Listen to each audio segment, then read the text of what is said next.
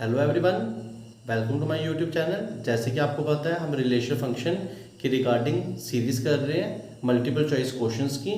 तो जो आज का मेरा लेक्चर है वो भी आपका एमसीक्यूज के रिलेटेड ही है। टॉपिक है relation and function. I hope आपको प्रीवियस लेक्चर भी अच्छे से समझ आए होंगे।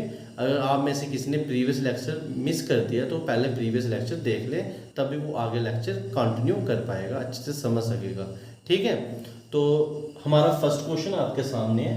If A is equal to 1 2 3, B is equal to 3 4। आपके पास एक सेट है ए 1 2 3।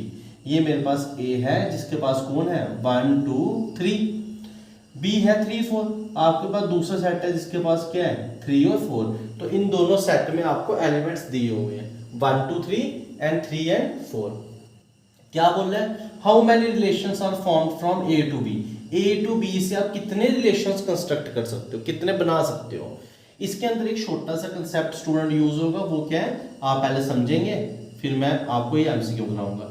अगर एक सेट के पास काउंटिंग में m एलिमेंट्स हैं और दूसरे सेट के पास काउंटिंग में n एलिमेंट्स हैं, तो उनके कार्टेशियन प्रोडक्ट में जो उनका कार्टेशियन प्रोडक्ट होता है उसके अंदर टोटल एलिमेंट्स हो जाएंगे m इंटू n। ये रूल है। अगर एक सेट के अंदर आपके पास 2 एलिमेंट्स हैं, अगर एक सेट के पास आपके पास कितने एलिमेंट्स हैं 2, और दूसरे सेट में आपके पास 3 एलिमेंट्स हैं, तो कार्टेशियन प्रोडक्ट में कितना हो जाएगा 2 इंटू 3 6। आई होप आपको ये समझ आ गया होगा। तो अगर एक सेट के अंदर m एलिमेंट्स हैं, दूसरे सेट में 3 एलिमेंट्स हैं, तो टोटल एलिमेंट्स कितने हो जाएंगे m इंटू n। फिर हमें दूसरा कंसेप्ट इसमें यूज हो रहा है क्या, कि जो रिलेशन है उसको बोलते हैं वो सबसेट है किसका, कार्टेशियन प्रोडक्ट का। जो रिलेशन है वो सबसेट किसका होता है, कार्टेशियन प्रोडक्ट का। ठीक है, ये कार्टेशियन प्रोडक्ट ठहरा a क्रॉस b। अब इस a के पास कितने एलिमेंट्स हैं 3, b के पास कितने एलिमेंट्स हैं 2, तो इसके अंदर टोटल एलिमेंट्स कितने होंगे 6 एलिमेंट्स। क्लियर है। और बोलता है रिलेशन इसका सबसेट है, जो r है वो इसका क्या है सबसेट, जो आपका रिलेशन है वो इसका क्या है सबसेट। तो एक कंसेप्ट आपको पता चल गया, और दूसरा है क्या r इसका सबसेट है। अब थर्ड कंसेप्ट क्या है वो मैं आपका इधर लिख रहा हूं, वो क्या है सुनो। अगर कोई भी एक सेट होता है उसके अंदर आपके पास कुछ भी एलिमेंट्स होते हैं m, तो उसके टोटल सबसेट्स कितने बनते हैं, उसके टोटल सबसेट्स बनते हैं 2 की पावर m। कोई भी सेट है अगर उसके पास 2 एलिमेंट है तो टोटल सबसेट्स बनेंगे 2 की पावर 2। कोई भी सेट है अगर उसके पास 1 एलिमेंट है तो टोटल सबसेट्स बनेंगे 2 की पावर 1। कोई भी अगर सेट है अगर उसके पास 10 एलिमेंट्स है तो टोटल सबसेट्स बनेंगे 2 की पावर 10। अब रिलेशन किसका सबसेट है, कार्टेशियन का। और मेरे कार्टेशियन में इस क्वेश्चन में कितने एलिमेंट्स बन रहे हैं 6। कार्टेशियन के कितने एलिमेंट्स हैं 6, तो इसके टोटल सबसेट्स कितने बनेंगे। अब मैं ये रब कर रहा हूं, आप स्क्रीनशॉट ले लेना थोड़ा सा बैक करके। ठीक है, क्या बोला, अगर कोई भी एक सेट है उसके पास m एलिमेंट्स है तो उसके टोटल सबसेट्स बनेंगे 2 की पावर m। अब इस कार्टेशियन प्रोडक्ट में 6 एलिमेंट्स हैं तो इसके टोटल सबसेट्स कितने बनेंगे बताओ, शाबाश। इसके टोटल सबसेट्स बनेंगे 2 की पावर 6, जिसको बोलते हैं 64। और बोलता है जो रिलेशन है वो सबसेट है किसका, कार्टेशियन प्रोडक्ट का। डेफिनेशन बोलती है रिलेशन भी क्या है सबसेट है। इसके टोटल कितने सबसेट्स बन रहे हैं 64। तो आपको बोलते हैं कितने रिलेशन बन रहे हैं, मतलब उसको कहने का मतलब है कितने सबसेट्स बन रहे हैं। इस क्वेश्चन का कहने का मीनिंग क्या है, कितने सबसेट्स बन रहे हैं। ठीक है, तो कितने बन रहे हैं 64। Option 1 is the right answer. ठीक है, which you have tick in your question paper. I hope आपको ये क्वेश्चन फर्स्ट समझ आ गया होगा। ठीक है, छोटा सा रिकॉल लेते हैं। क्या बोला मैंने, एक सेट के अंदर अगर m एलिमेंट्स है तो टोटल सबसेट्स बनेंगे 2 की पावर m, फर्स्ट कंसेप्ट। दूसरा कंसेप्ट रिलेशन किसका सबसेट है, कार्टेशियन का। तो उसने बोला कितने रिलेशंस बनने हैं, तो हम देखेंगे कितने सबसेट्स बन रहे हैं। तो अगर इसके अंदर 6 एलिमेंट्स हैं तो सबसेट्स बनेंगे 64। अब मेरे को कैसे पता चला 6 एलिमेंट्स है, अभी मैंने आपको बताया था। अगर एक सेट के अंदर 3 एलिमेंट्स हैं, एक सेट के अंदर 2 एलिमेंट्स हैं, तो उनकी कार्टेशियन में दोनों का मल्टीप्लाई जाता है। क्लियर, ठीक है। अब हम आते हैं अपने नेक्स्ट क्वेश्चन में। क्या आते हैं नेक्स्ट क्वेश्चन पे। तो ये मैं थोड़ा सा आपका रब कर लेता हूं। ठीक है, ये मैंने रब कर लिया और ये भी मैंने रब कर लिया। अब नेक्स्ट क्वेश्चन क्या है, ए के पास 3 एलिमेंट्स, बी के पास 2 एलिमेंट्स। अब भी आपको रिलेशंस निकालने हैं, कहां से कहां पे, बी टू बी, बी से बी पे ही निकालने हैं। देखो अब ये बी है, बी के पास कितने एलिमेंट्स है 2। अब आपको रिलेशन बी से बी पे निकालना है, तो बी क्रॉस बी चाहिए। बी के पास भी कितने एलिमेंट है, 2, उसके पास भी कितने हैं, 2, तो टोटल एलिमेंट्स कितने होंगे, 4। मतलब जो कार्टेशियन प्रोडक्ट है उसके अंदर टोटल एलिमेंट्स कितने हैं, 4। तो बताओ इसके टोटल सबसेट्स कितने बनेंगे, 2 की पावर 4। और उन्हीं सबसेट्स को क्या बोलेंगे, रिलेशन। क्यों, क्योंकि जो रिलेशन होता है वो सबसेट होता है किसका, कार्टेशियन प्रोडक्ट का। अब मैं बी क्रॉस बी क्यों ले रहा हूं, क्योंकि भाई साहब ने बोला है बी टू बी इटसेल्फ। तो कितने रिलेशन बनेंगे, जितने सबसेट्स बनेंगे। सबसेट्स अभी बताया था, इसके पास कितने एलिमेंट्स है, 4, तो टोटल सबसेट्स बनेंगे 2 की पावर 4।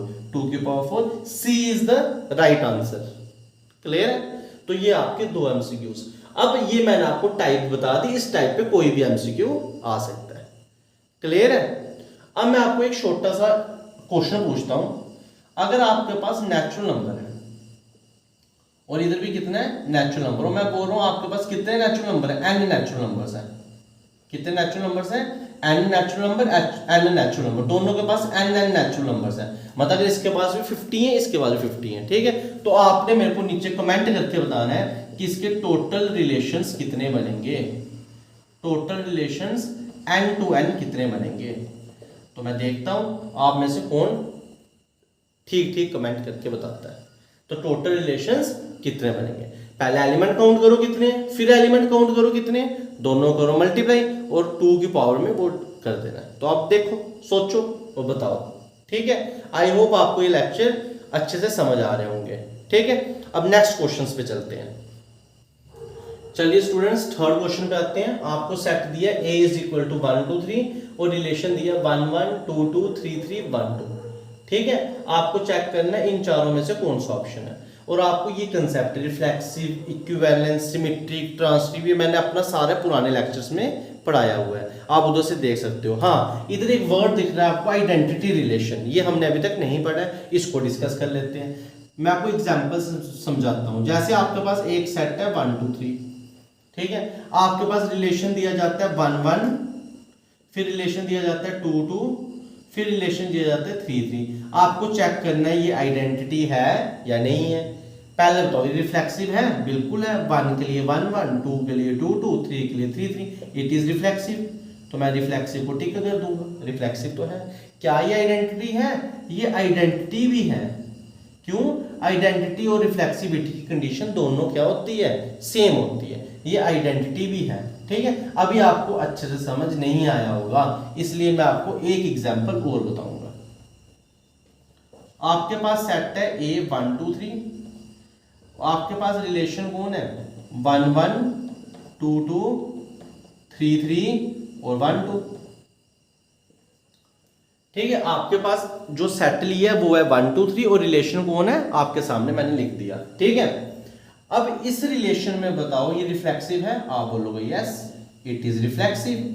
क्यों है, 1 के लिए 1 1 है, 2 के लिए 2 2 है, 3 के लिए 3 3 है।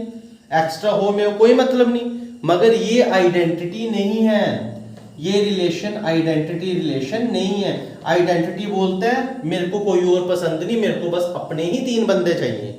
रिफ्लेक्सिव बोलते हैं चल अपने तो है बाकी भी आ जाओ, कोई प्रॉब्लम नहीं। तो आइडेंटिटी और रिफ्लेक्सिव में दोनों का डिफरेंस है एक। क्या डिफरेंस है, जब आइडेंटिटी होगा तो जितने एलिमेंट ए में उतने ही डबलेट होने चाहिए, रिलेशन में कोई और एक्स्ट्रा नहीं होना चाहिए। मगर जब रिफ्लेक्सिव की बात आती है तो उसमें अगर उतने होंगे तब भी चला देगा काम, ज्यादा होंगे तब भी चला देंगे। तो आई होप आपको डिफरेंस समझ आ गया होगा। अब ये क्वेश्चन आपके सामने है, बोलता है 1 1 2 2 3 3 रिफ्लेक्सिव है, बिल्कुल है, सेकंड ऑप्शन को टिक कर सकते हो, ठीक है। अभी करना नहीं है। आइडेंटिटी है, नहीं है। इसके बाद एक्स्ट्रा बंदा आ गया तो आइडेंटिटी को एक्स्ट्रा पसंद नहीं है, तो ये आइडेंटिटी रिलेशन नहीं है। ये रिफ्लेक्सिव है तो मैं टिक कर दूंगा। क्या ये इक्विवेलेंस है, क्या ये इक्विवेलेंस है, ये इक्विवेलेंस है ही नहीं। क्यों, रिफ्लेक्सिव तो है, 1 2 है ये, मगर इसके अंदर 2 1 नहीं है, तो ये सिमेट्रिक नहीं हुआ।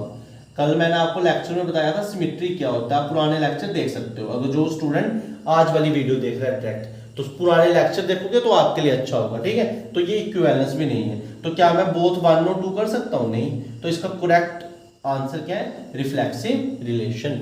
तो मैंने वो कंसेप्ट बता दिया आइडेंटिटी रिलेशन का। अब आपको कभी भी कोई क्वेश्चन आएगा आप कर सकते हो, ठीक है स्टूडेंट्स, तो आज के लिए आपके एमसीक्यू, ये मैं 3 एमसीक्यू लेके आया था। ये एमसीक्यू बड़े इंपॉर्टेंट जो मैं लेके आ रहा हूँ, मैं स्टैंडर्ड बुक्स देख रहा हूँ जिनमें RS अग्रवाल है और भी बहुत सारी बुक्स है, RD भी देख रहा हूँ, एग्जाम्पलर भी देख रहा हूँ और पुराने पेपर भी देख रहा हूँ जेईई मेंस वगैरह के। मगर ये जो एमसीक्यू है ये मैं आपको भी पहले बेसिक से स्टार्ट कर रहा हूँ। मैं आपको पहले ही मुश्किल ना करा सकता, तो पहले मैं आपको बेसिक से स्टार्ट कर रहा हूँ। आप ये लेक्चर देखते रहिए और सारी सीरीज देखोगे तभी आपको समझ आएगा। और मैं आपको गारंटी से कह के दे सकता हूँ जो आपका एमसीक्यू का पेपर आने वाला है टर्म 1 में, वो आप क्रैक कर जाओगे अच्छे से। ठीक है, thank you and have a nice day.